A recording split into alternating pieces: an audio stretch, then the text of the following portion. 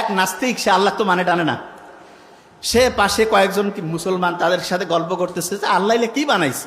বলছে কেন?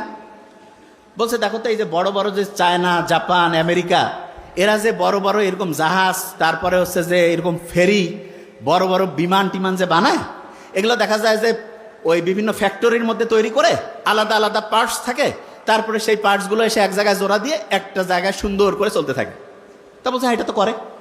বলছে আল্লাহ যদি এরকম করতো যে আমাদের হাতগুলো আলাদা খুলে রাখা যাইতো, পাগুলো আলাদা খুলে রাখা যাইতো, শুধু মাথাটা আর একটু বুক পর্যন্ত, তাইলে সবাই অল্প জায়গার মধ্যে হইতো, আর ওগুলা সবাই ব্যাগের মধ্যে জোড়া করে রেখে বাড়িতে নামার পরে আরাম করে আবার লাগাই দিয়ে চলে যাইতো। তা নাস্তিকের এই কথা শুনে কে আর কি কবে, সবাই কাছে আসলে আল্লাহ ধ্বংসই করে দিছে। ফজরের ওয়াক্তর সময় সেই নাস্তিক ঘুম থেকে উঠছে, উঠার পরে আশেপাশে যে আছে সবাইকে ডাকতেছে, ডাকার পরে বলতেছে ভাই আমাকে উজু করার সিস্টেম শিখাই দাও। বলছে কেন? কয় ভাই আমি যা করছি জীবনে বড় ভুল করছি, এখন আমাকে ঠিক হওয়া লাগবে। কেন, কি হয়েছে?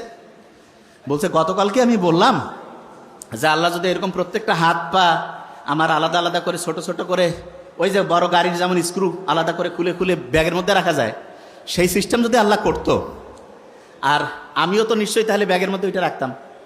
তা ব্যাগেরটা গতকাল যে ব্যাগের মধ্যে আমি আমার হচ্ছে টাকা পয়সা আর কাপড় চোপড় রাখছি, ওই ব্যাগ তো হারাই গেছে।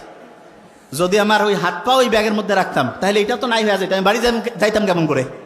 বলছে আমি ভাই যা করছি ভুল করছি, নামাজ পড়বো, আল্লাহকে এখন থেকে ডাকবো।